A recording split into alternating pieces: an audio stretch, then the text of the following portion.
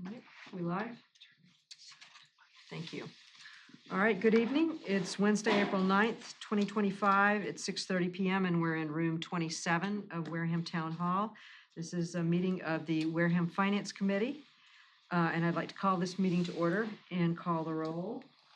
Jerry Stefanski, I'm here. Jody Smith, Here. Alan Slavin, Here. Heidi Churchill, Here. myself, Norma Scoggin. I am here. There are 5 of us, so we have a quorum. I expect we may be joined soon by 1 or 2 additional members, but let's get started. First item on the agenda is approval of the March 19, 2025 minutes. Second. All right, we have a motion and a second. Any discussion? All right, all those in favor say aye. Aye. Opposed? It passes 5-0. All right. And as is our custom, I have the authority to approve the invoices for our minute taker, Kelly Barrasso, and I have done so for an invoice in the amount of $100 for 4 hours of work. Just reporting to the committee that I have done that. All right, and that gets us up to item C on the agenda, presentation and discussion regarding town meeting Article 11, the fiscal year 2026 Community Preservation Fund reserves. And if you would take this seat right here, I think that might work a little bit better. And have a seat and then introduce yourself for the record, please. I am Patrick Lester. I'm current chairman of the Community Preservation Committee. And what can you tell us about this item? So this is the first of 3 items we'll be discussing. One moment, please. Let the record reflect that Andrea Picarelli has arrived. Thank you. So this is the first of 3 that we'll be presenting. Just to give you a highlight of the 3 so we can then dig into each article as we... Okay, we're starting though with the Community Preservation Fund reserves. That's item C on the agenda. Oh, thank you. Thank you for pointing out. Yes. So the reserves that we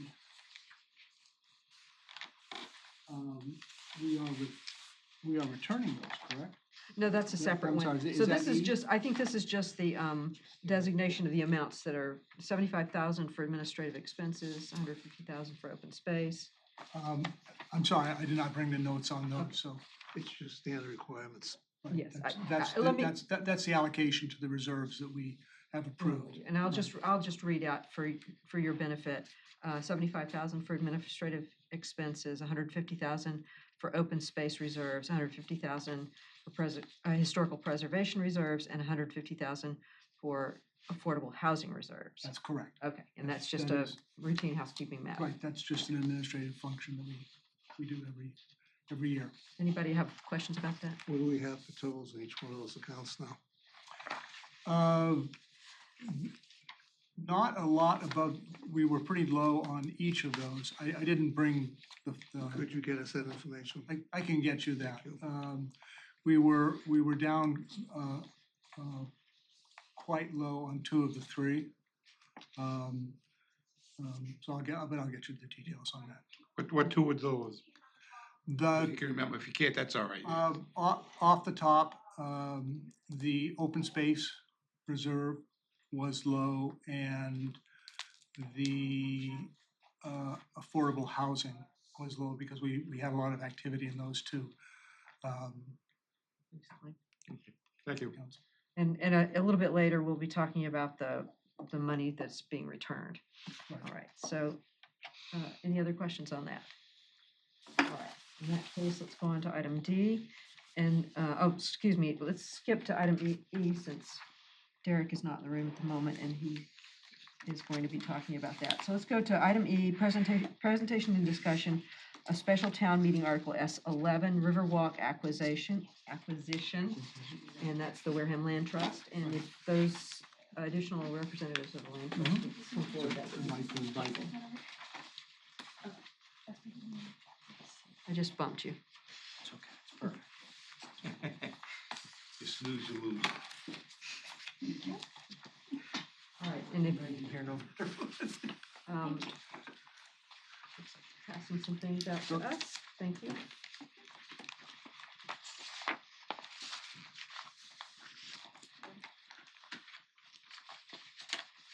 Thank you.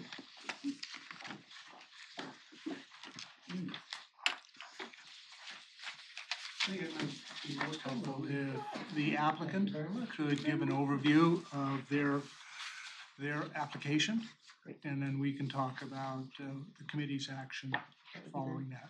And if you would please introduce yourselves for the record. Sure, Alexandra Zillo from the Wareham Land Trust.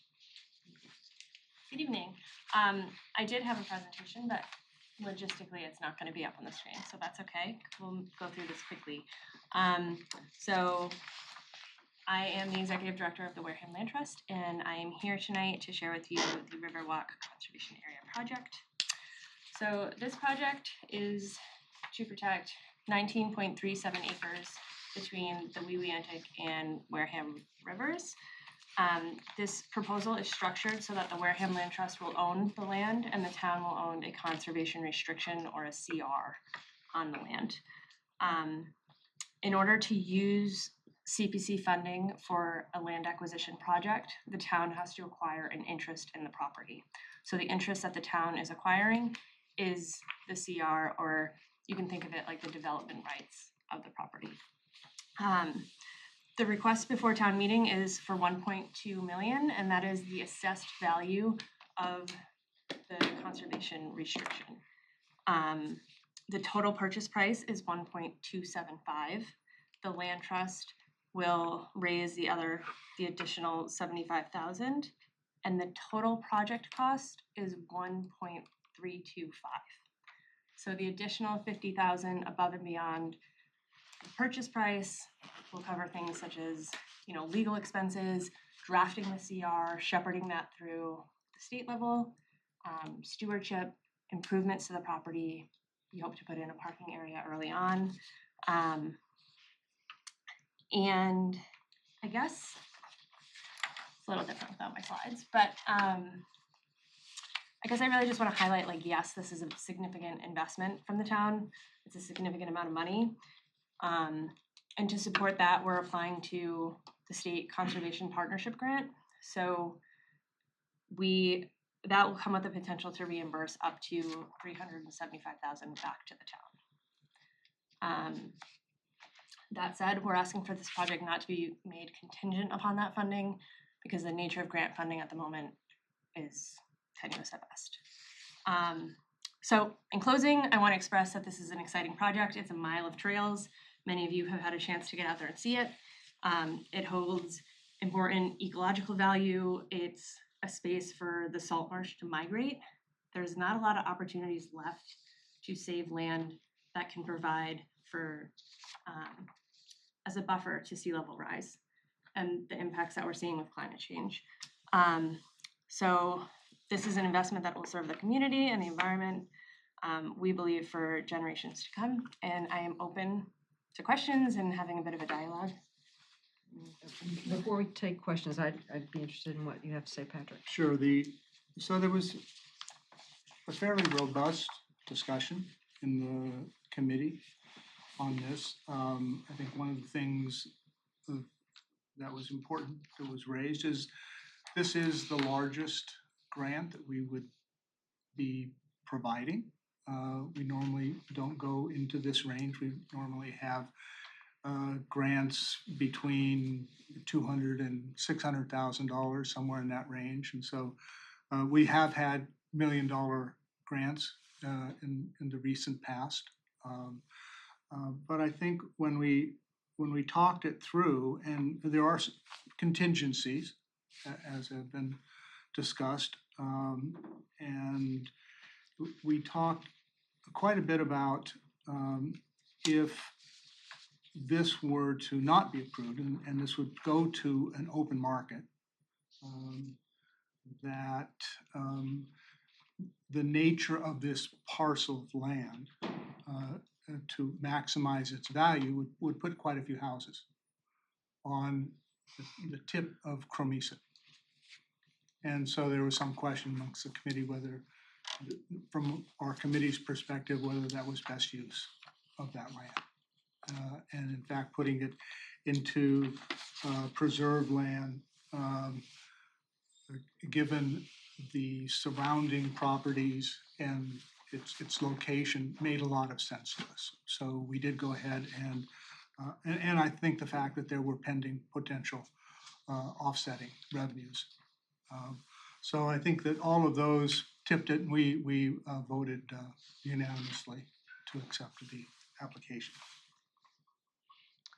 All right, questions? Just to make it clear, the community preservation, they did not vote for the actual purchase. They voted whether to qualify for CPC. Correct, that's our vote in all cases. Just so everybody understands. Right. So they were not for. So when we speak about it, we can't say that they were all for the actual purchase. They were for it qualifying to come forward. That's all they did so far. Right. Thank you. Yeah. You know, I mean, I support this, but I'm just curious, you may not be able to answer this, your open space reserve. I mean, this is gonna take a good chunk of it. It's gonna leave you anything left there? I know you might not be, I mean, I know you weren't sure your amount. This is all coming out of unallocated, Unallocated? Yes. so we still have quite a large fund balance and unallocated after all three of these So grants. this has already been allocated then, okay. So there's what, a couple $1 million in there? Something, I think it's a tick under 2 million left. Sounded to. Jerry? When you were having your vigorous discussion, did the best use of the property, was there an estimate made as to the potential real estate taxes and so forth from the land if it was? Did you do an analysis? I think you did. Yeah, so in Massachusetts, for every dollar that somebody pays in residential taxes, they require $1.16 in services. So it is beneficial to conserve this land. This land is not in an area that can be sewered. It would require additional services for 12 houses is what you'd be looking at, is 12 residential lots. Currently, this land is in chapter or forestry designation, and there's $10 a quarter received by the town on this property, so $40 a year. The amount that the properties around this piece of land will increase in value by being next to conservation land will bring the town in more revenue than $40 a year. So you're looking at, if it stays as it is, this is a better deal that the town will be getting in taxes than if it stays as it is. For those existing houses? The existing houses that are there Yeah. will go up in value, and the town will not have an increase on its services. Now, when you quote the increase in services, again, where did you get that figure? How much and where? Yeah, so that's from the Mass Land Trust Mass Land Trust Alliance Alliance, okay. Coalition, So- MLTC. Some kind of study that was done? Yep, so I actually included it in the bottom of the memo, the sources for that. You can go to that and you can see that presentation and you can see the graphs that show the benefits of conservation. And I believe this is in the materials that I passed on to everybody, so there's probably a hyperlink there Yes. to get to it. Yeah. Okay, other questions? How did we, so I understand that there was the evaluation was done. How did you come up with what the actual purchase price was going to be? That was a negotiation between us and the property owners. Okay, because the one part where I was going, so we're acquiring it for 1.275 is what your purchase price is for a valuation of 1.3. And so I'm assuming then no real estate fees because it's a private sale. So coupled with the fact that the person who is selling it, their property value is going to go up and they get to continue to enjoy this space in the same manner that they have.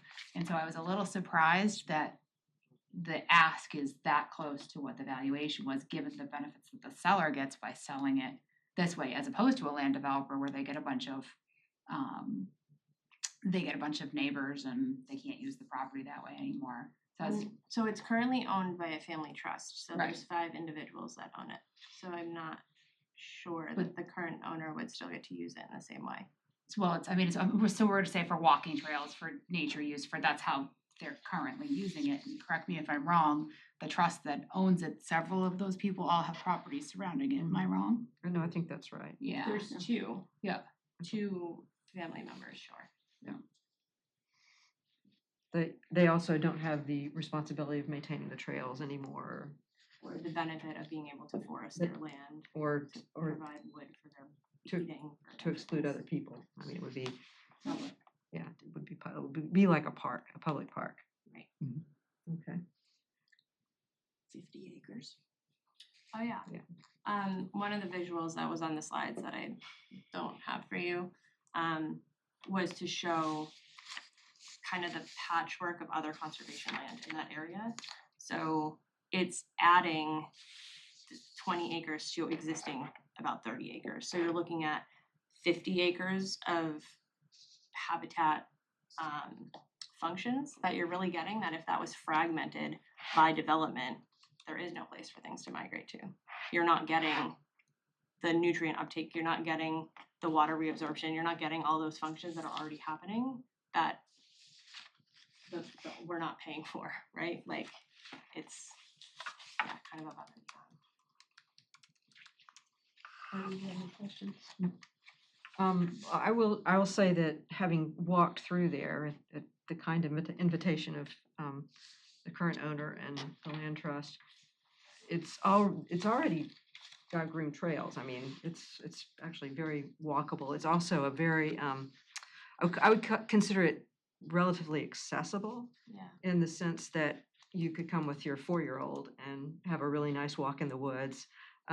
So I kind of view it as being like a public park, not unlike Lopes Park, right? It's a different environment, different sort of will draw different people and different activities, but it's sort of a chance for the town to have what looks to me like a public park, an amenity that we don't have right now. We don't have the right to. So It opens, well, one of the things too is it opens up to a riverway, right. which is actually fairly unusual. You know, most of the land, you That's may true. open up to wetlands, but it's quite a spectacular part. I live on the Weebiantic Beaver Dam Creek area, so it's a quite a spectacular area that it opens up to. You can see down into Buzzards Bay, down to the other end of Buzzards Bay. So it's I think it's unique at this point. All right. Yes. Okay, I'll make my points just so everybody understands I'm completely against this. Just so understand. Reason being, the dollar amount is way too high. The actual value of the land was like 400,000. We're paying way too much for trails. The dollar, whatever you said, costs, to the town extra. If you develop these tall homes there, there'll be $1 million homes plus. Most likely no children, very little cost to the town. So I don't think this particular project with the dollar amount involved, I think is excessive. And I don't think it's the correct thing to use the money for at this time. All right, and we'll probably wait till next week to vote on this, just so you know, we don't usually vote on things the night that we hear them We're unless not they're. voting, I'm just, Yeah, no, supposed to be I updated. understand, and I understand. And we will, it will be reflected in our report. Anything else right now? All right, thank you. Thank you. Then let's go back to item D, presentation and discussion regarding special town meeting article S10, Hammond School assessment, and we have Mr. Sullivan here.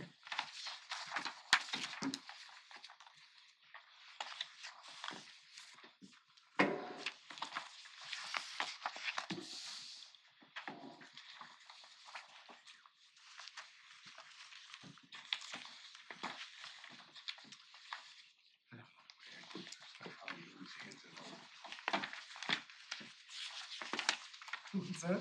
I don't know why I print stuff out, you always hand it out. Always. After your agenda, actually, which is sort of the midpoint, then the second part is the Hammond School. Does anybody not know where the Hammond School is? The school in Onset, former school, it's currently utilized, we lease it out to the Christopher Donovan Center, which is a school that for high special needs children, and the Wareham Tigers utilize the other side for cheer, for wrestling. So it's a utilized building. I don't know that's utilized to its highest and best use, you know, it's probably some more things, but that's what we have in there right now. The space itself being along the kind of playground area that needs updating. I'm sure Mr. Lester will come before us at some point with that. Pickleball, basketball courts, going on 10th Street over to the Temple Street lot. So it's really great green space not far from the waterfront.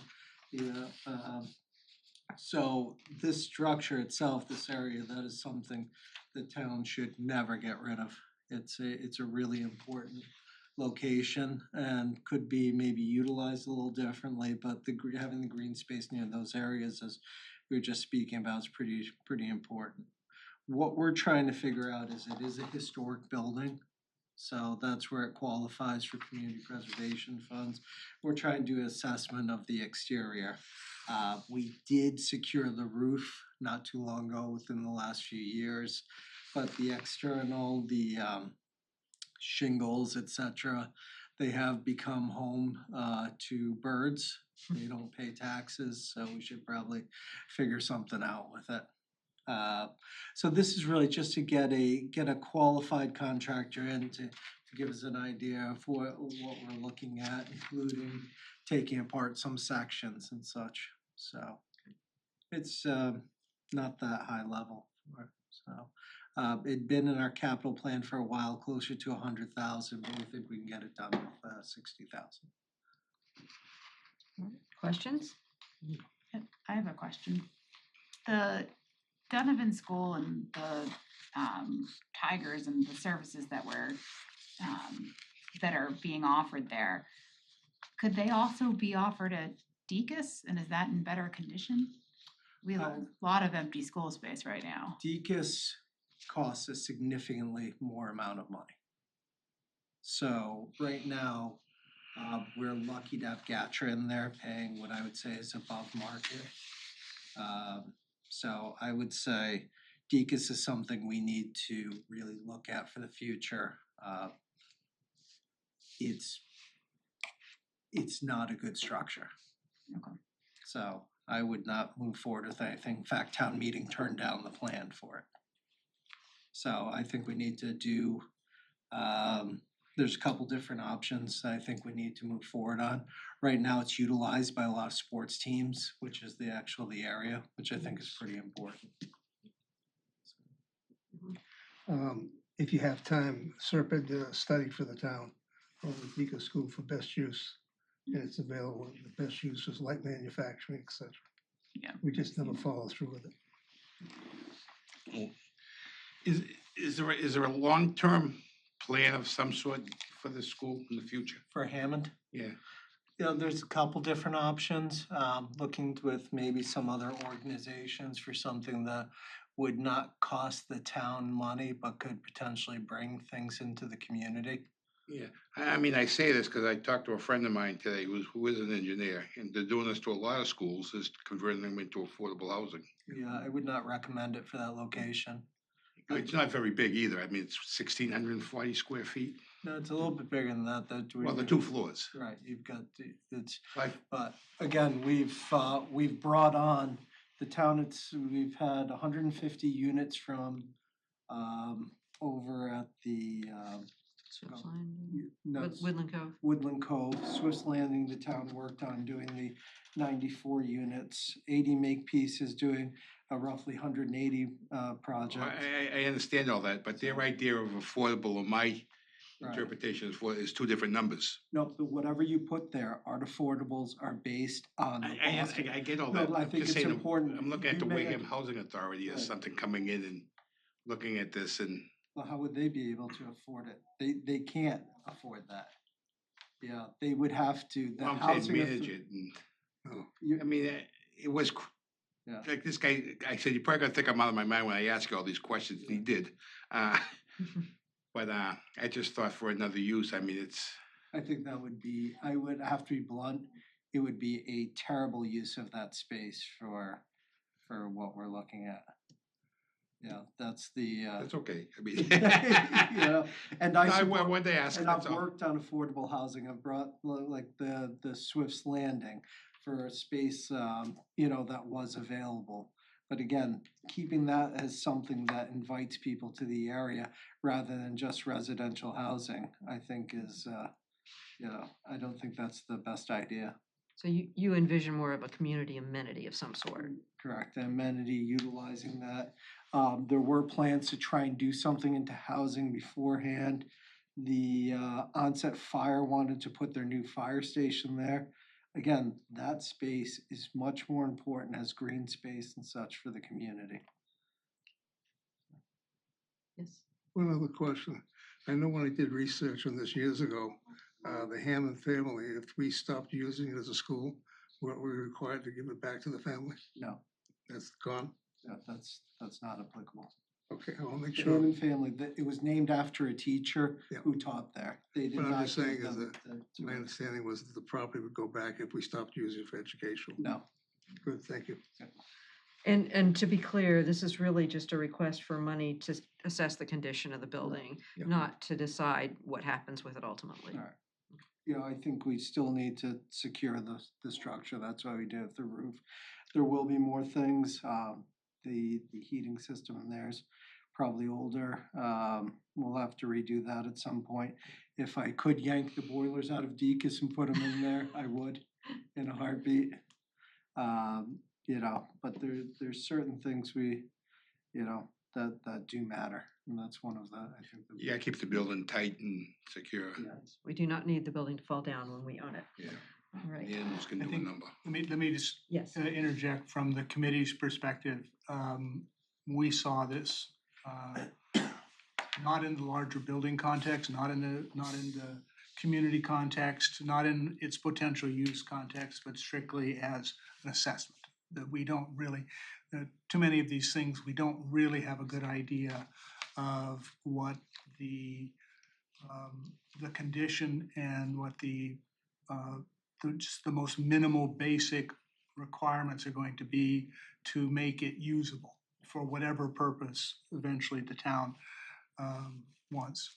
So Well, and very strict kind of box we put that in. this kind of information should help us make a call on what's the right thing to do with the building. And there would, and I think it's important because some people forgot, we have the Everett School, the town disposed of. The East School we dispose of, and the Head Start programs going into there with the over $4 million investment. That property looks amazing. Looks fantastic. Every day you go by, you see it a little bit nicer. It's a great, with the West Wareham School we disposed of as well, so it's, having the Deacon's may see and Hammond may seem like, but we are significantly better than we were in the past, so.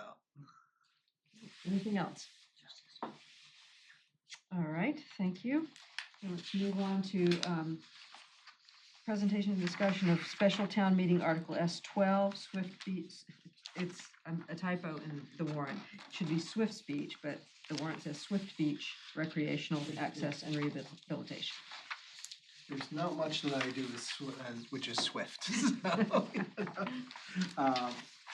So I appreciate it. This is, we've been approached multiple times about the access portion to Swift Beach. If you go down there, it's all the way the end of the road, and it's essentially a road to nowhere. We have pavement going into this coastal area, and it's, you know, some people will park, do some nice things, but it's not what you want sticking out into your beach area. So really, obviously, there's a cost to this. I believe we've got it up to, we amended to 250,000.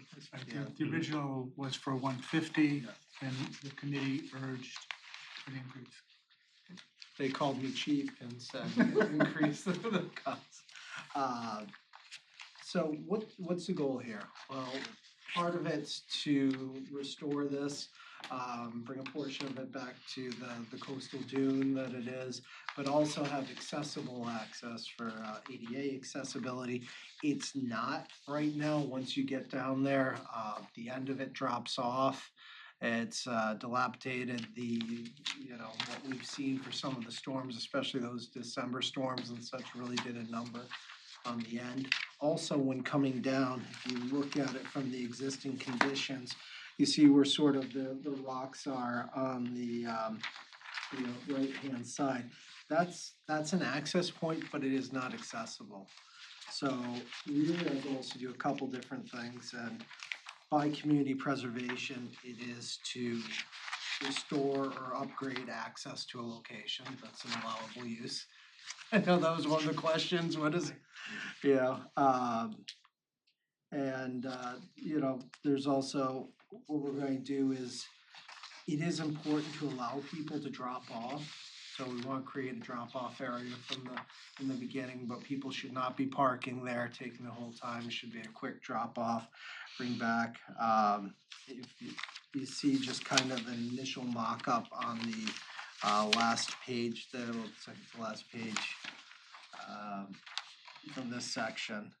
It really just gives you an idea of what we're looking to do, including the mobility map, bringing it along the edge of it, and perhaps clearing what allowable by conservation. So do some selective vegetative clearing to take out some of the invasive from the area.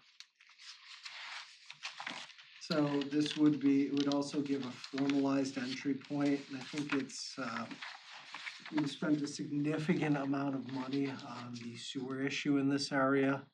I will tell you, it looks, the roads down in that section, there's obviously more that needs to be done, have been, it's really made it a beautiful location, and this is one of the upgrades that we'd love to see for the community. This land, I believe that portion of land was originally purchased with community preservation funds under a different type of, it was a more interesting taking. And I would say, I'll add that the committee's discussion, most of the discussion we had over the particular property was concern about what was under the ground, just behind the beach and the street, that had been, it was uncertain how much prior development had been there, so we don't really know what type of standpipes, drainage pipes, what kinds of things might exist below the ground. So that was the reason why we urged a little higher grant. It's, as with all CPA grants, if you don't use it, you return it, so that we would rather that they have a little bit more money to work with than less to make a good evaluation. And there is stormwater piping that runs through there. You'll see at the end, there's one of our MS4 caps on the end of it. That's where we're proposing a seating area and actually potentially changing that, instead of just saying something, about the stormwater, but turning that into lid, almost into a compass or something, and turn a negative into a positive, so. And I think things like you proposed, some bicycle stands and things like that to encourage biking to come into the area. Right. We know that there's some people with limited mobility in the area, but there's also, it's bringing your kids to the beach. I remember, toting some of those things behind, and so we want to be able to give an access point and the mobility map as well. So it's really, this is a fantastic area. It's gorgeous. It's underutilized, which is kind of a shame. So I'm hoping this would help stir some of that as well. And one final thing, one of the things that one of the things that is difficult even with this is parking. This is not a drive-in park area. So if you're going to park, you have to go some distance away from the beach to find a parking area. But there's no ability within the immediate area to create, unless there's a taking or something like that. Yeah, the opposite end at Murphy Street at one point. Right. You know, there'd been some thought about it. I got pushed back by some of the board members back then, and Right. they didn't think it could be built, and it got built, so. Yeah. It is. Well, and far down the street, there is a launch area that, but that's mostly private still. So, Jody? Just one little nitpicking thing. I'm in the mood tonight. No, I shouldn't no, have said look- no to you earlier. Yeah, you've upset me now. Yeah. No, it struck me as funny. The project name is the Swift Peak Recreational Access. I get that. But the funding source is historic preservation Is that it gets circled on there? and the CPA category. that is actually not, that's an error. I assumed that, but I didn't want it to go out there and, I thought we had corrected, we had pointed that out in our first draft, and we said that this is open space. Good point. well, that's what I said. I said it's up there. That's why I highlighted it down Oh, here. that's in the application, we did correct it, I think, if you look here, Yeah, this is probably the original. it's, Okay. if you look in the articles, the language we have for articles, Right. it's as open Okay. space. It's the application. I get, You win, you got me, Joe. Somebody. I feel I can go home. I feel much better now. All right, anything else? Questions? Um, Jerry? What's the summertime population in that area? In other words, we know onsets, and we fixed up onset, and there's a lot of visitors there, but what do you got for population for Swift Beach or in the summertime? Or, I guess, how many people will be using this in your estimate? Yeah, it is a significant summertime increase. Those are a lot of seasonal cottages down there. It is I think of the name.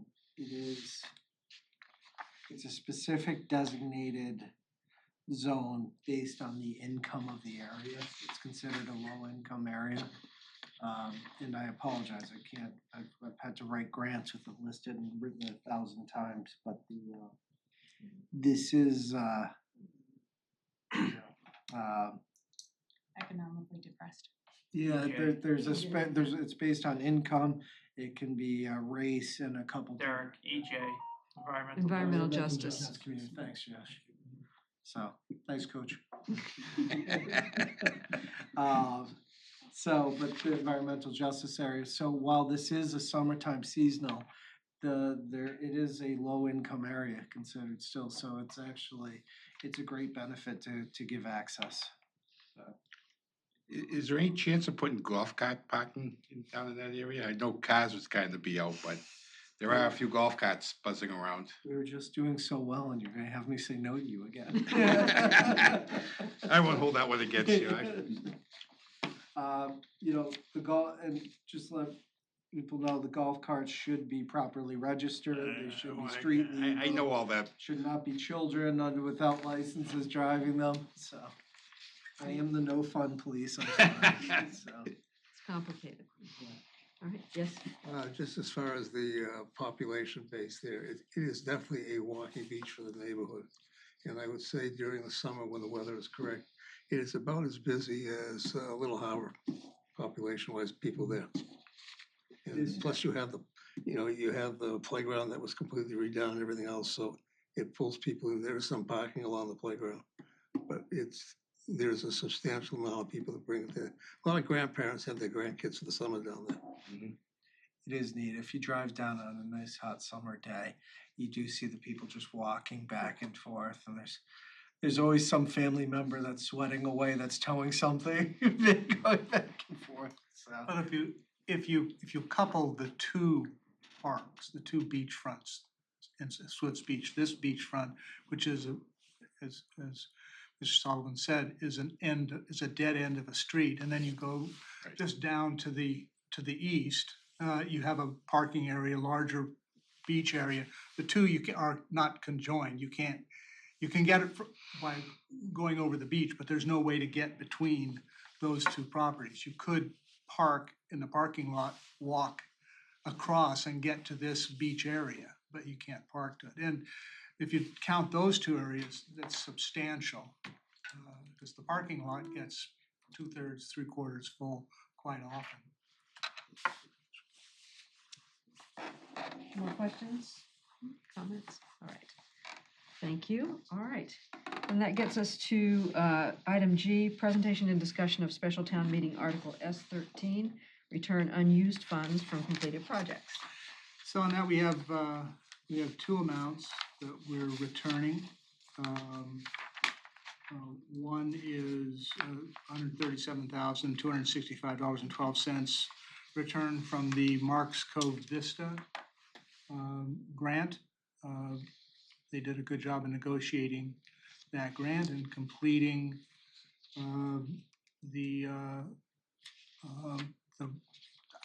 I'll call it a renovation of the area, which is simply putting it, they have a very nice trail from the road from Cremisa Road to the point and bench.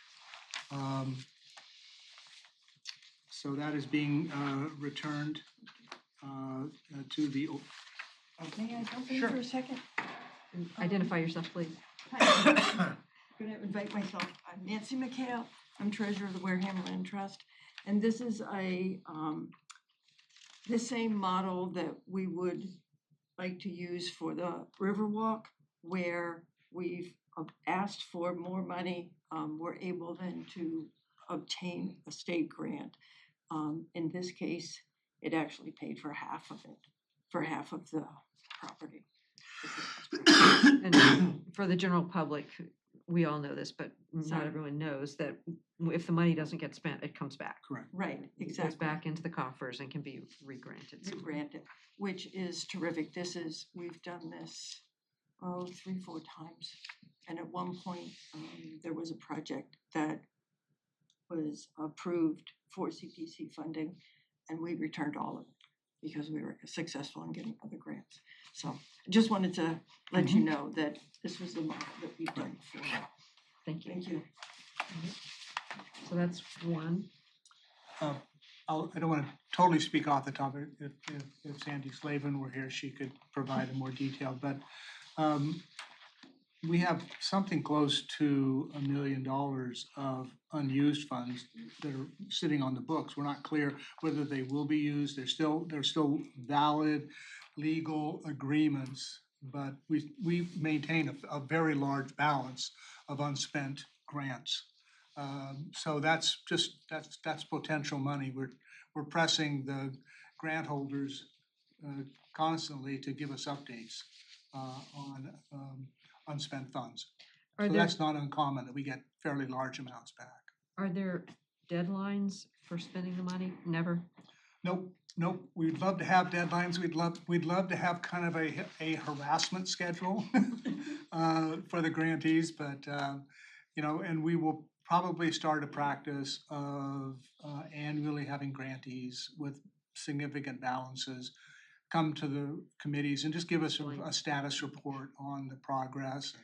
And we don't want to harass people. There is no legal limit for the return of funds. So what is the second amount that's The coming back? the second item, 52,000 from the Housing Reserve Fund for Agawam Village. They completed their work and are returning the unspent balance of their grants. And that again that will be returned to the Housing Reserve. Each of these returns will be returned to the reserve fund from which they were allocated. All right. Any questions on any of that? Standard practice again. Pretty usual item to come before us. Right. All right, thank you very much, Patrick. you. With that, we will move on to our next special guest. Thanks. Thank you. Thank you. And we will be looking for pickleball courts eventually. Never heard of it, but Whatever. I'm interested. I don't think they're trying to change it. Just want to make sure that I get this changed. No. All right, and if you would please identify yourself for the record. First, this is item H, presentation and discussion of town special town meeting article S14. I have it as untitled zoning bylaw because in the copy of the special town warrant, special town meeting warrant that I received, there was no title. I think, It was put together fairly quickly. Okay. It's mainly focused on Article 15 of the zoning bylaw. Okay. And I have some and if some you would, I'm copies sorry, of them. identify yourself, Oh, please. sorry. Joshua Faraday, Land Use Coordinator for the town of Wareham. I have handouts for each of the articles I'll be discussing. Okay, great. Two of them will look very familiar to the Finance Committee, and this one is the newest one. So you probably had very little opportunity to look at it. I'm sorry for that.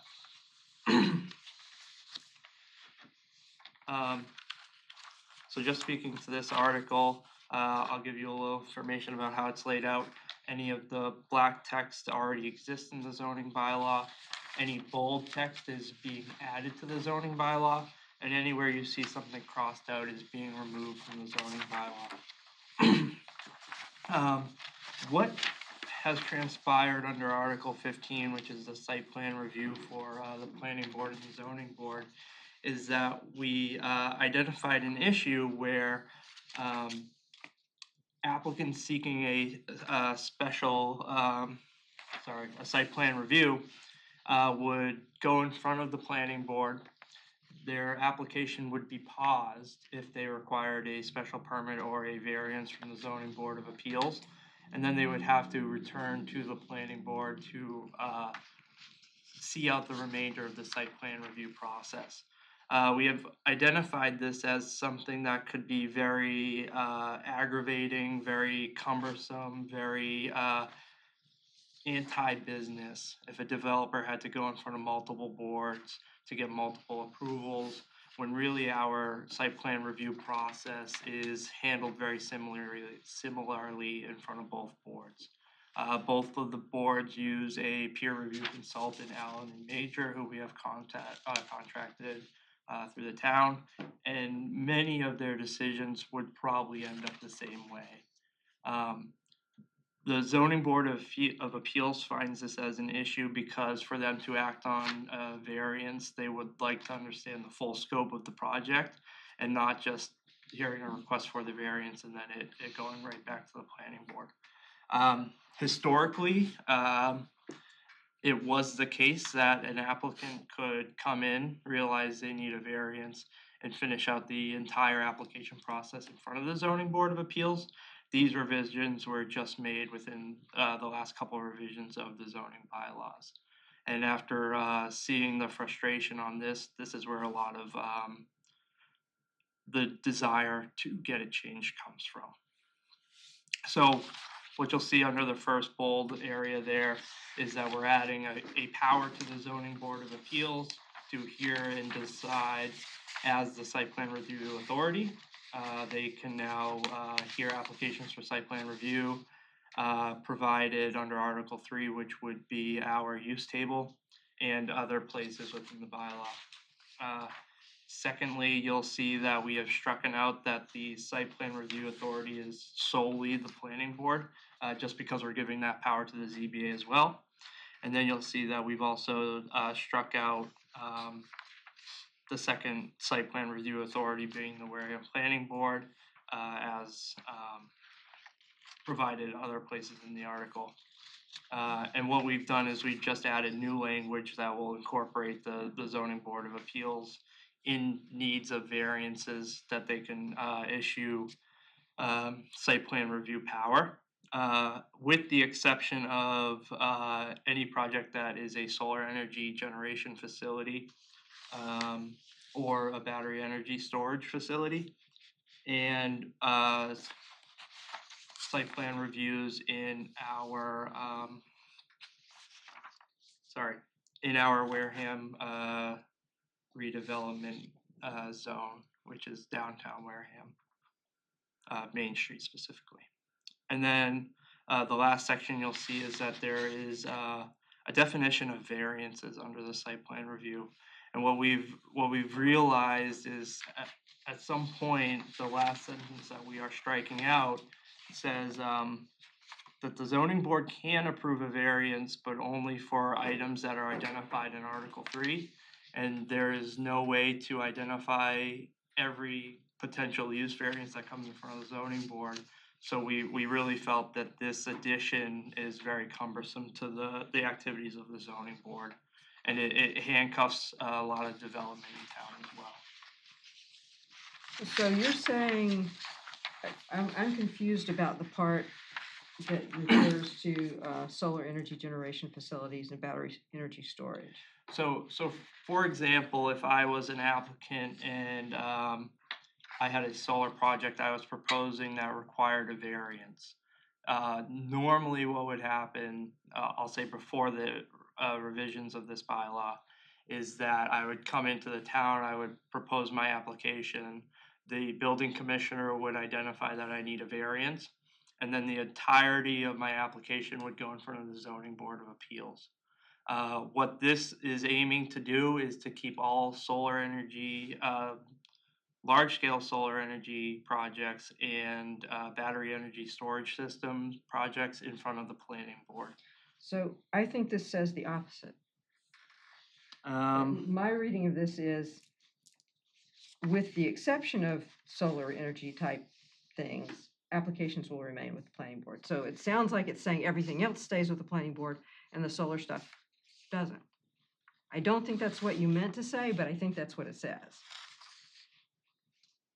I think if you were to read a few sentences back where we say, you know, the site plan review authority shall be the planning board, however, that where applicable development requires a special permit or variance from the zoning board of appeals, the zoning board of appeals will be the site plan review authority under Article 15. So what that is essentially saying is that if you require a special permit or variance under Article 15, which is site plan review, you are the zoning board of appeals is that authority. And then it goes on to say, you know, Article 15 land use requirements of the bylaw shall be the zoning board of appeals. And then it says, with the exception of applications regulated under Article 15, which is solar energy and battery storage, applications will remain with the planning board. Do you mean with the exception that applications regulated, as opposed to with the exception of applications?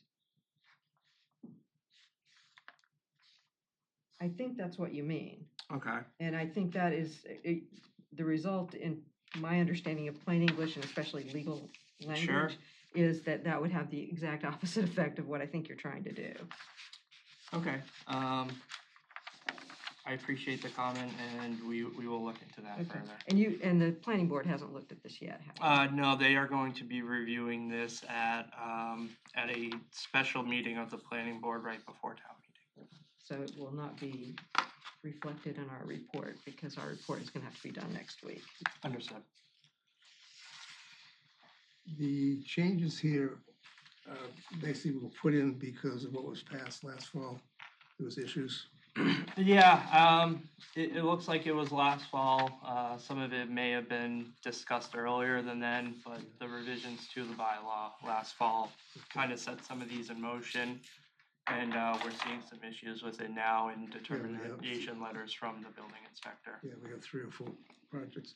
My concern is that the history of articles that come from the planning board or whatever have to be really clear. If there's any, off at all, what happens is almost every time it either gets further study or whatever. So if there's an issue with the wording here, I would suggest that you ask town council to help, what she's done already, to make this clear, because we have the chair here who's already questioned it. And obviously, when it goes to town meeting, I'm sure that's not going to be the only person. Yeah, I just want to make sure whatever we do needs to be clear. It Sure. has to be clear. Appreciate the comment, and I learned very quickly at last town meeting how clarity is so Very important. So thank you for the comment, and we'll revise it. I trust you. And I'm not clear on what can be changed once the warrant article is here. It might require an amendment from the floor. It's really up to the moderator if it's Yeah. substantial or minor. She controls that. Yeah, so you might need to coordinate with the moderator. Sure, I'll make sure to have a meeting with her. Other questions or comments? Can you give an example of something that got held up like that, a real actual permit, if you can think of one? So we've identified a few applications that are currently in front of boards. I really don't think it's appropriate to talk about those applications in a public hearing, just because they're somewhere in the review process. But we have identified, I would say, 4 projects right now that have been severely impacted by the current bylaw. And they will, although this will not change it for those applicants, we've had discussions with them on how to move forward. I And- believe we had 10 that could have fallen under this that have gone through and there's no issues, but we do have 4. Right. And just for clarity, but those zoning meetings would have been public, That's correct. so the information is public then? That's correct. Okay, so then I don't necessarily think it would be inappropriate to give an example, but I'll go back and find the meetings. Thank you. Anything else? All right, and let's move on to item I. We've been here before. This would be special town meeting article S15, accessory dwelling units.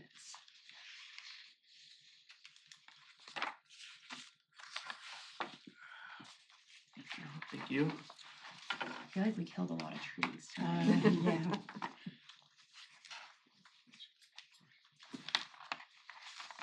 I actually did print this out.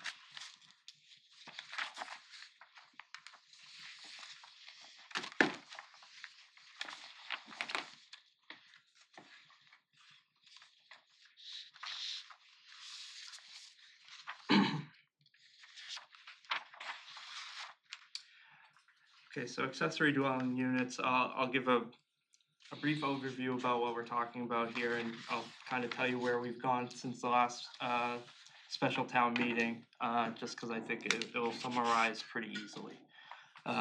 So accessory dwelling units, this was a law passed by the state under the Moore Healy administration. Its goal was to create an allowable use for what are defined as accessory dwelling units. They're allowed to be built by right anywhere that the town has a single family residential zoned as a by right activity. I have to keep saying this, but just because they're defined by right, it does not mean you have the right to skip any of the building code, the electrical code, plumbing code. So just to reiterate that. At town meeting, we heard a lot of opposition to the site plan review aspect of the accessory dwelling units that were proposed. A lot of the concern came with abutter notifications that would have been required in some of our smaller communities. I'll say the financial impact of actually applying for these was felt to be too impactful to a project where we were trying to increase our, I will say, affordable housing stock, but there's nothing that requires these to fall within affordable housing. So after hearing all those comments at town meeting, we decided to really step back the town's restriction on these type of units. And we really went back to what the state had said with a couple minor revisions. One of those minor revisions being is that we are going to require an additional parking space where applicable. There is a law against having a parking space requirement if it's within a half mile of a commuter rail or a bus station. So we are requiring that a parking space be maintained. And then we've also taken a unique approach at limiting the ability of a corporation to come in, buy a property, construct an ADU, and then have what we would consider 2 short-term rental properties on a single property. So the idea of that was I'll say we doctored it from another community that has been doing it very successfully. And I think those are the 2 main revisions that you would see different than what was originally proposed at our last town meeting. And I remember when we talked about this before, you were concerned about whether GATRA, the kinds of pickups GATRA does might be considered bus Yes, stations all over town. so at one point, we got guidance from the state that said GATRA would be considered a flag stop type route, and that their entire route would be considered a bus station. Yep. And that would require us to have a half-mile buffer on the entirety of the route. I went to a conference not too long ago where the executive office actually said that that's not correct now, and that it's just stations. So I have pulled the GATRA bus stations, and I'm generating a map on where these half-mile radius buffer zones would be in existence, and that will be available. As you know, the goal of this article is to enact the bylaw and remove the current Moratorium. Thank you. Thanks, Coach. So that would automatically, I mean, have we even ever heard on the moratorium? Yeah, it's in place. It was approved? Actually, we have not heard a formal letter from the AG as of today. Okay. So, So I don't think that's why I think it would be important to get these Yeah. put in. Okay, That's because we not- don't even know if that exists. Yeah, that's not a favorable 6 months. No answer. viewing, Wow. so. Well, at this point, it's just 3. It was Last January. fall. It was it January. was a special town meeting, January. the January special town meeting that we discussed it. Yeah. Should we be reaching out just to see where they're at? We're good. Hmm? We are good. I just want to make sure we don't get in Oh, trouble. you're good. My question also on this, when the original thing came out from the governor, there was a lot of stuff that didn't work, et cetera.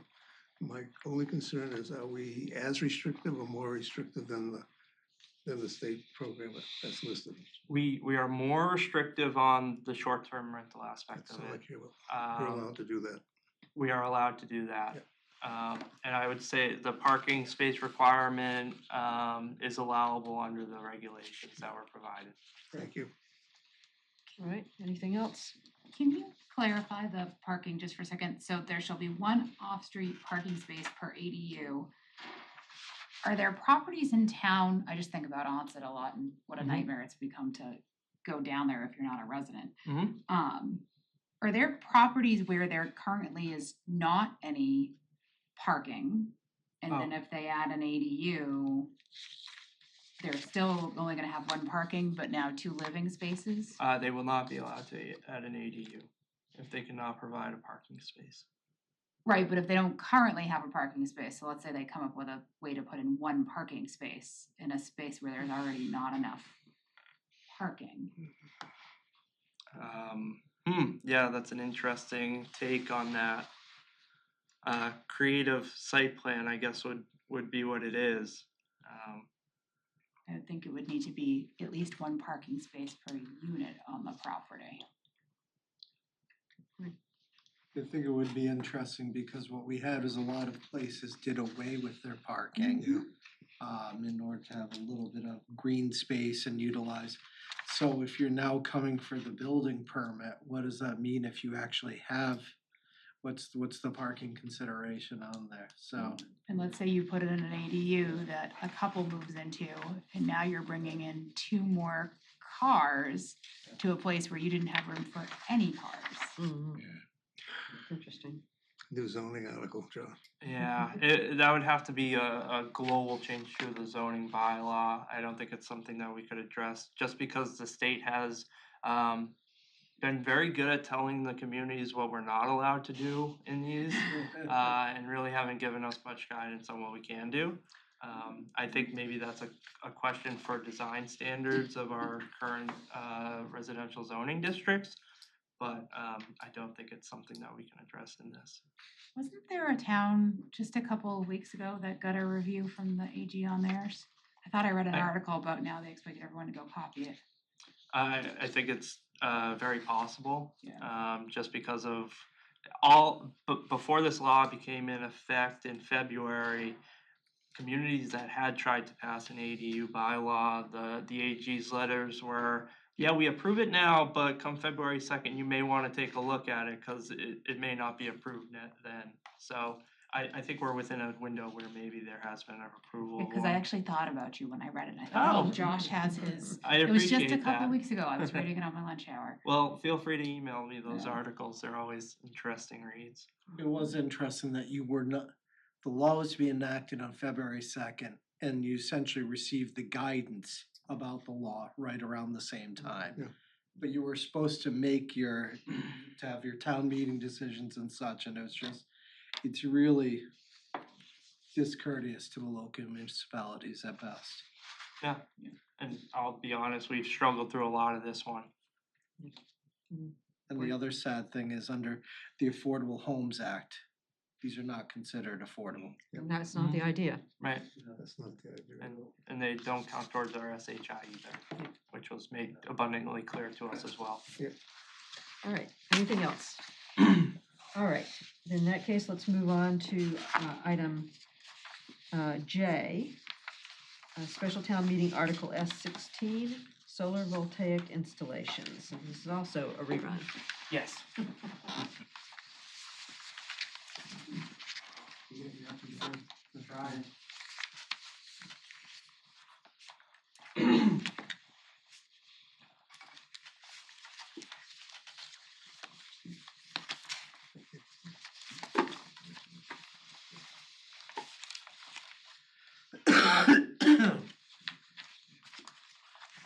Things changed.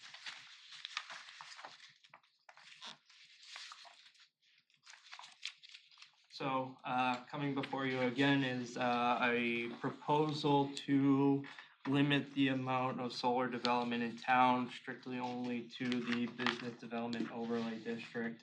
And I'm gonna try to be clear on what this means. A lot of the revisions in here you have already seen once.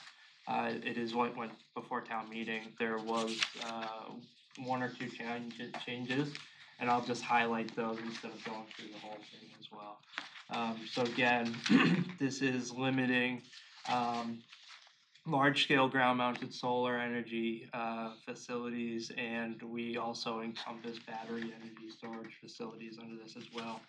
Large scale is anything from 250 kilowatts to 5,000 kilowatts. And really, when you start to look at those, you're talking anywhere from a couple of acres to 30 or 40 acres.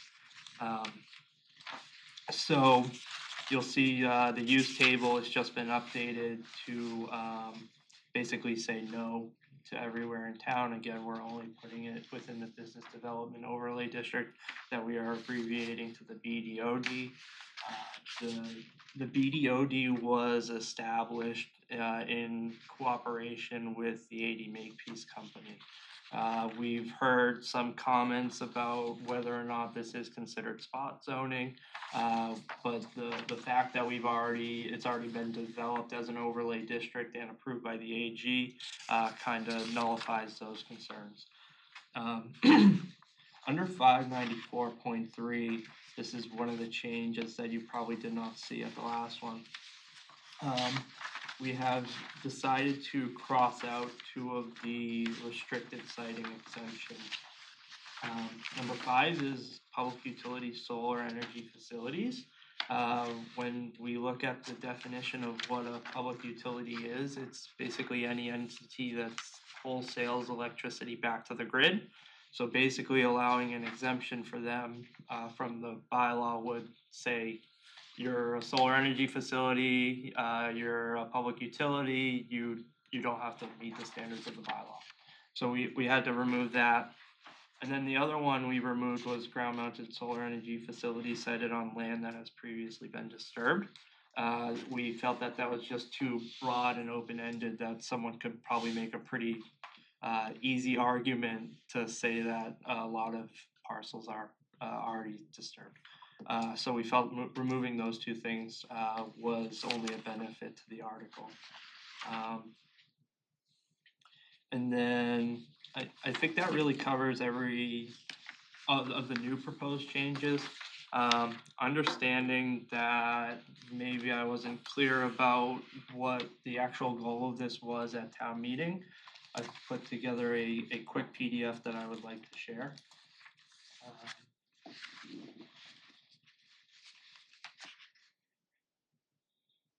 Can you give me the ability to share my screen? Yep. No panelist.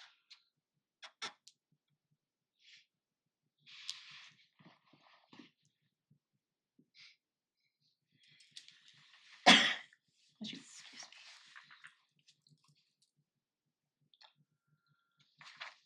So I've never really done this with the iPad, so this is a little bit of a learning experience. I'm sorry.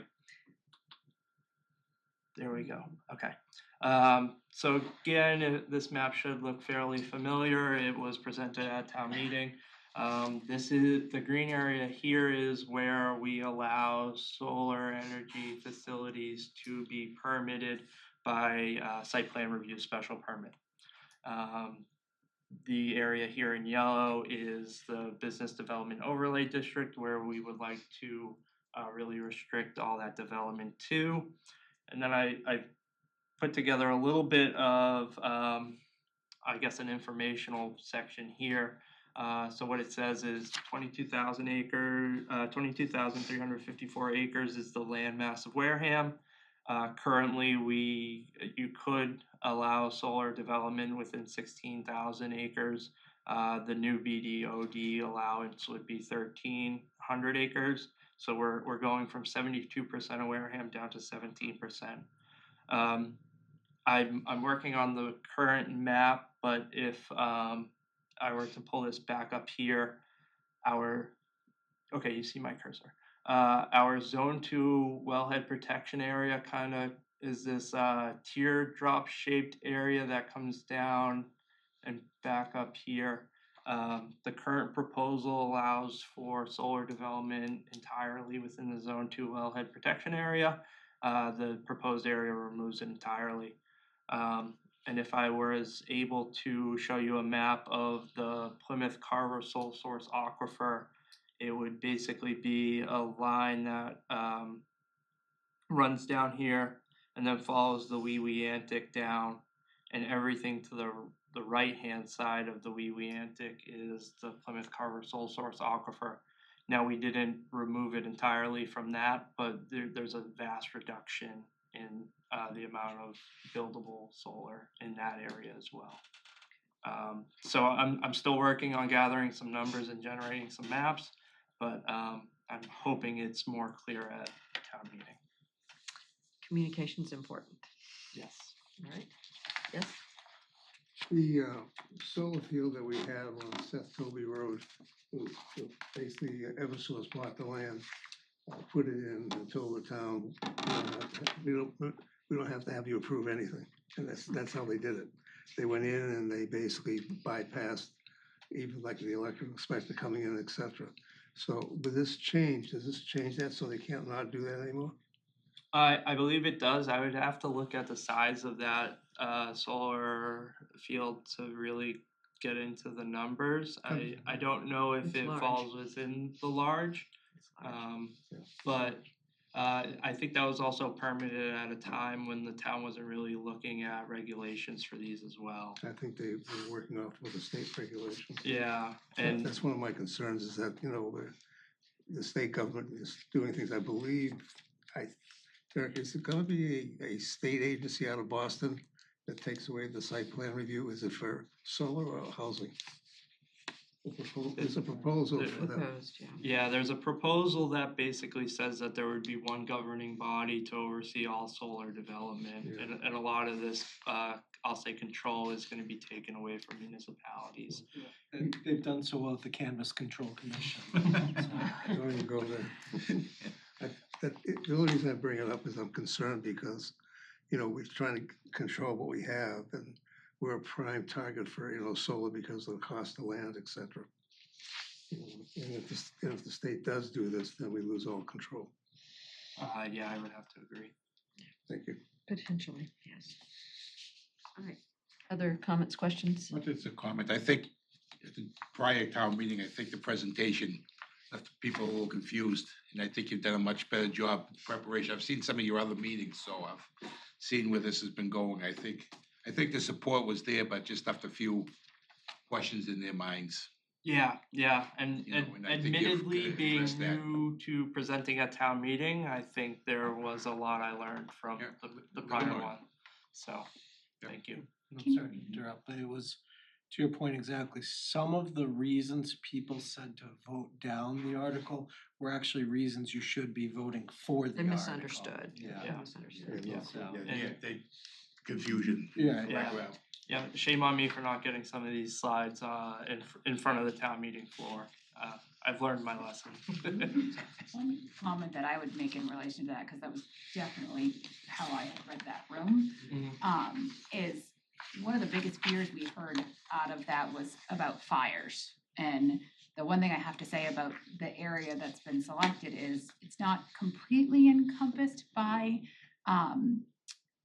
25 and 495, but it's pretty close to being. And that's a pretty wide buffer space to have, that if a fire did start, that there is a spot where it wouldn't jump, with the majority of it being north of that. And I saw that as a huge plus when I saw that configuration. Yeah, that's definitely something I hadn't thought about, but you're right. It's a Mhm. cleared area that doesn't allow for migration of fire. You know, it might create a little smoke and make travel hard at the time, but the goal is to not have these things lit on No, I know, fire. but if you had to, And- that would be, Sure. it does create a buffer to contain it, and that was a big fear people had. I had a question about this one and the ADUs. The planning board has had their hearing already on this, right? That's correct, and they And voted how- favorably. And they voted 5-0 in both cases? I believe so. I'll double check that number, but I believe it was 5-0 in both cases. So they'll give the report, but it might be helpful for the finance committee to have it for your book. I like to put it in the Yeah. report, how the committee has voted. Thank you. All right. I think we're through with you. I believe so. All right, carry on. That takes us to item K, presentation and discussion of special town meeting article S7, Harbor Services Permit Receipts reserved for appropriations account. Mr. Sullivan. Thank you. Yeah, this is from the Division of Natural Resources Director, Mr. Buckminster. The harbor service permit fees is what's called the receipts reserved for appropriation account. The funds from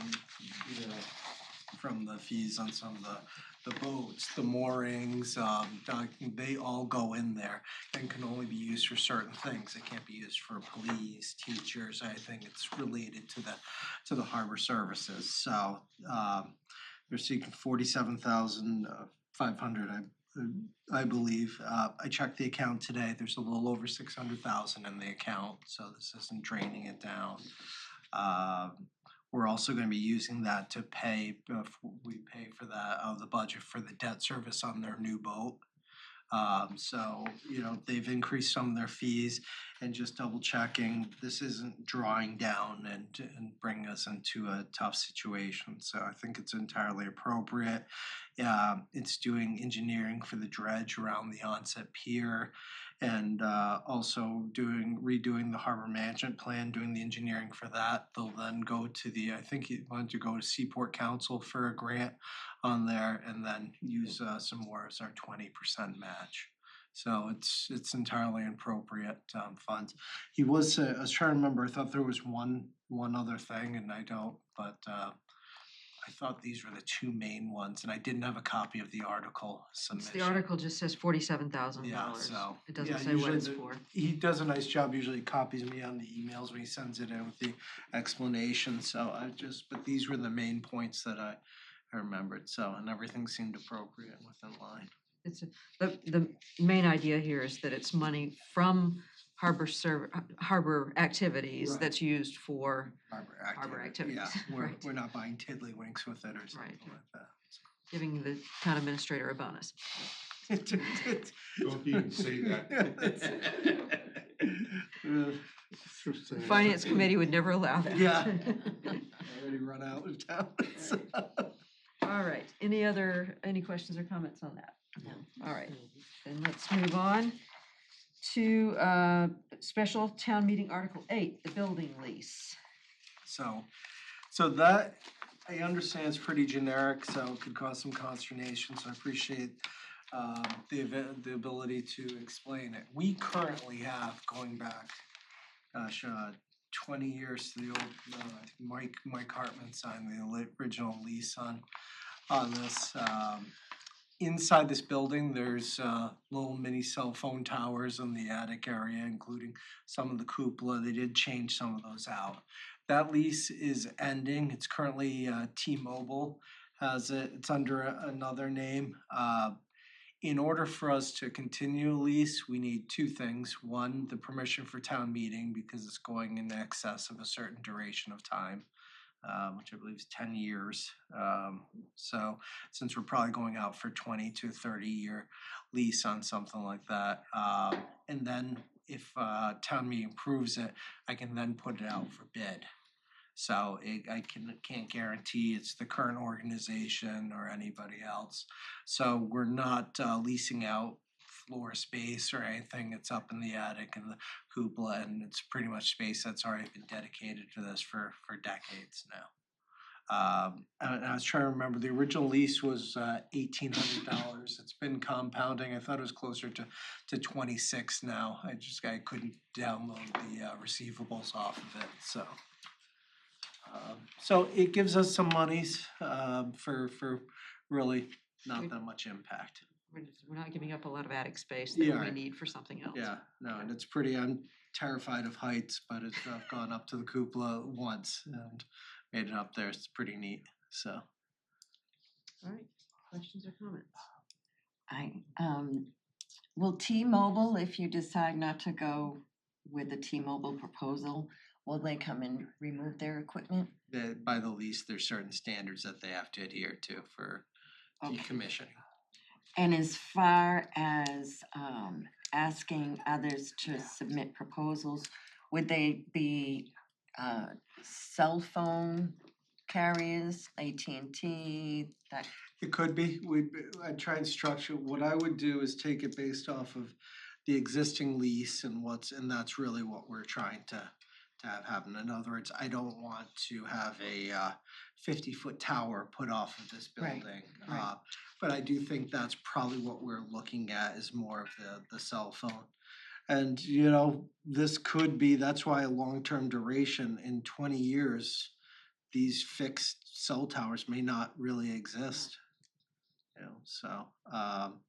But T-Mobile, I've been going through some consolidation. They've been hounding me, trying to get me to sign a lease extension beyond it, which I'm trying to explain to them I don't look good in orange, so I can't do that. So. Other questions or comments? I'm gonna abstain from voting on this because I work for a company that builds and maintains cell phone towers for all the carriers. It's appropriate, yeah. All right. Then item M, and this is presentation and discussion regarding special town meeting article S9, Council on Aging. This was the surprise article one of the surprise articles for me. Because I'd done a lot of reconnaissance and thought I knew everything that was coming, and that's actually impossible, I think. But it turns out that Council on Aging would like to do what the Finance Committee did a year ago and reduce down from 9 members to 7. For exactly the same reasons. They have a lot of trouble keeping a full slate of members. They didn't work with, as far as I can tell, with the bylaw review committee on this, but I have looked through and I do not see any kind of a conflict with what the bylaw review committee is proposing. They don't address this particular article at all. So that's sort of where that stands.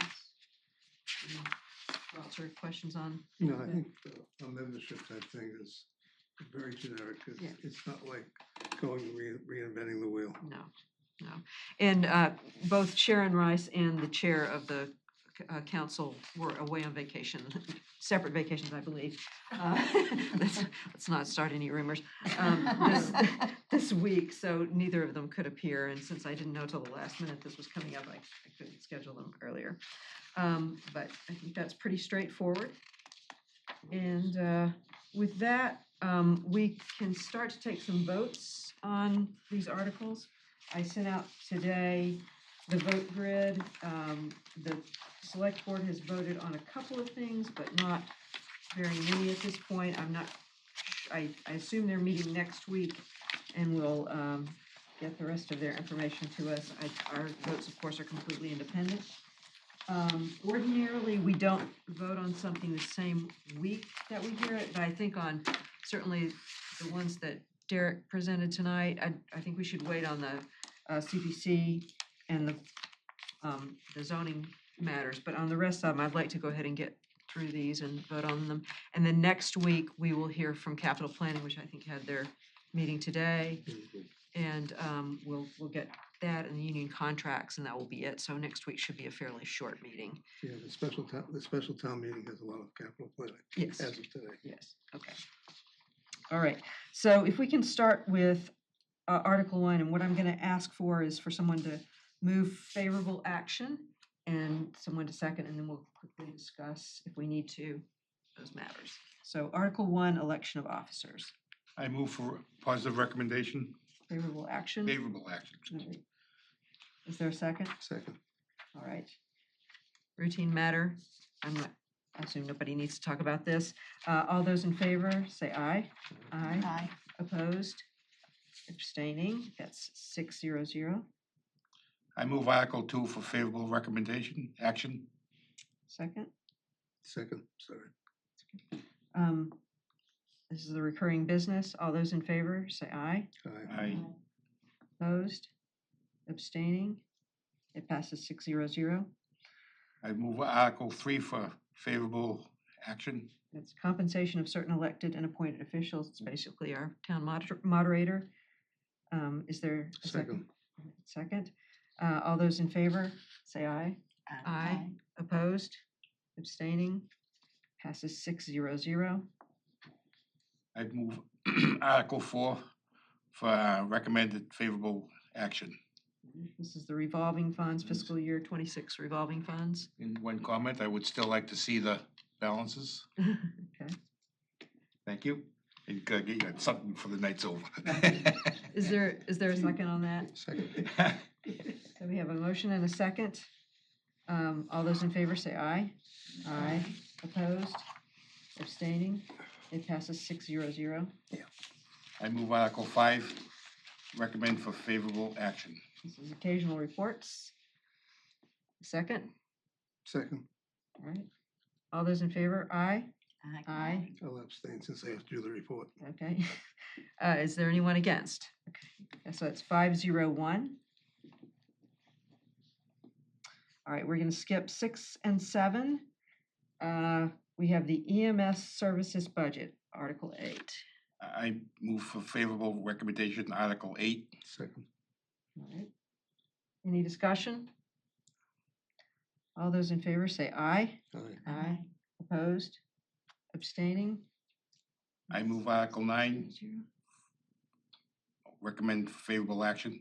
This is the Upper Cape Tech High School budget. Second. All right, we have a motion and a second. Any discussion? All those in favor say aye. Aye. Opposed? Abstaining? Passes 600. Move Article 10, recommend favorable action. This is the Water Pollution Control Facility Enterprise Fund. Is there a second? Second.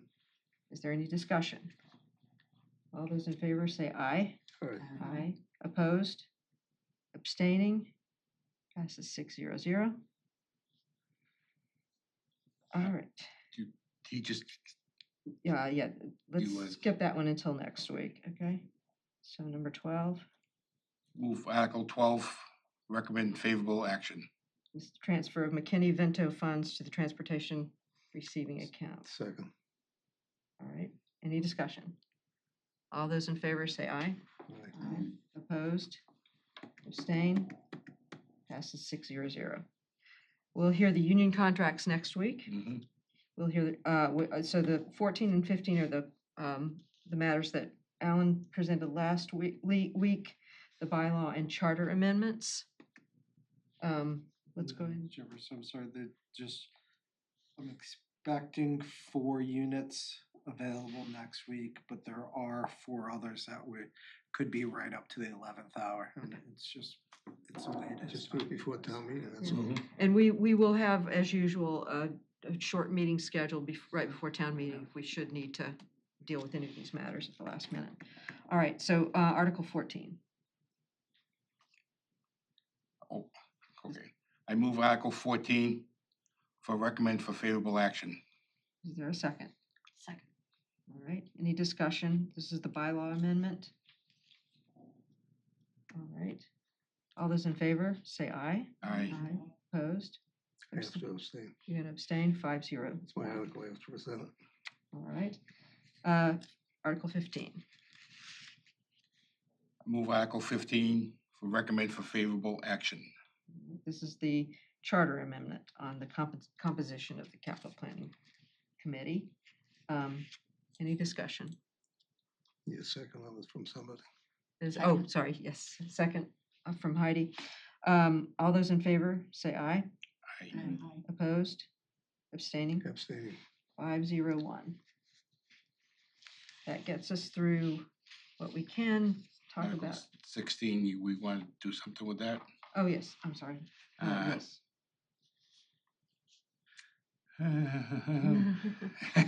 Well, let's talk about it for just a minute. So as a reminder, this is the rodenticide Right. citizens petition. And I think the concern here, I think it's actually a really important issue.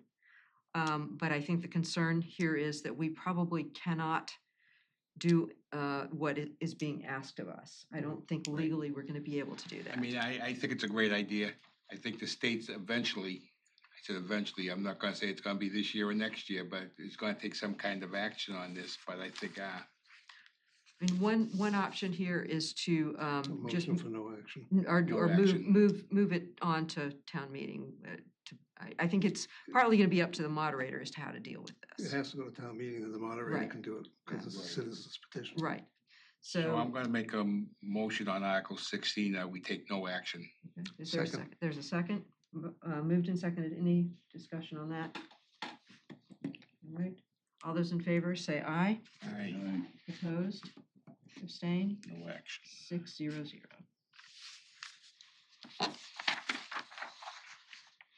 All right. And we will move on to this. Oh, we skipped Article 7, the budget. We should actually talk about that. That's kind of a big one. All right, is there a motion I on move, Article 7? no, I thought you had something coming up when you kind of skipped over that. No, so okay, I'm maybe- sorry, No, no, that's not. I'm tired. I move Article 7, recommend for favorable action. Is there a second? Second. All right, we have a motion and a second, discussion. My concern is with what's happening in the federal government going down to the state government, in particular the school budget. What happens if they get cut? You know, can we make up a difference or do we have to readjust our budgets? We wouldn't readjust the budget. They would have to live with the loss of their grants. But we would be passing a budget that they've asked for. This is the budget number that they voted. I understand that, but, okay, I'm just concerned that, you know, there's things happening already that it's kind of scary. That's the truth. All right, any other comment? All right, then let's take a vote. All in favor of recommending favorable action for the budget, say aye. Aye. Opposed? Abstain? Passes 6-0-0. All right, now to special town meeting warrant. So we've talked about several of these more housekeeping matters, especially, let's start with S1, budget transfers. I move Article S1 for favorable action. Is there a second? Second. All right, any discussion? There actually are no budget transfers at the moment, so all those in favor say aye. Aye. Opposed? abstaining, six, what, I was just gonna 6 say,0 move 0. Article 2. That was not an abstain, right? No. Okay, S2. Move Article S2, recommend favorable action. This is fund the parking program. Is there a second? Second. All right, is there any discussion? All those in favor say aye. Aye. Opposed? Abstaining? Passes 6 0 0. All right, we'll skip S3 for the moment. S4, transfer of available funds. I move Article S4, recommend favorable action. Second. Discussion? In favor? Aye. Aye. Opposed? Abstaining? It passes 6 0 0. I move Article S5, recommend favorable action. Second. And once again, there are no prior bills that we know of at this moment, but if there are, let's pay them. Yeah, they are. All Those are right. truly the 11th hour things Truly, that come truly. forward. All right, all in favor, say aye. Aye. Opposed? Abstaining? Passes 6 0 0. I move Article S6, recommend favorable action. This is the PEG access receipts. Is there a second? Second. All right, discussion? All those in favor say aye. Aye. Opposed? Abstaining? 6 0 0. Let's go ahead and do S7, Harbor Services I move Permits. Article S7, recommend for favorable action. Second. All right, any discussion? All those in favor say aye. Opposed? Abstaining? Passes 6 0 0. I move Article S8, recommend favorable action. Second? Second. All right, this is the building lease for the towers up in the attic. All those in favor say aye. Aye. Opposed? Abstaining? Abstaining. All right, it's 5 0 1. It's 9. Move Article S9, recommend favorable action. Second. All right. All those in favor? What's the article? This is the Council on Council on Aging. Aging. Thank you. All those in favor say aye. Aye. Opposed? Abstaining?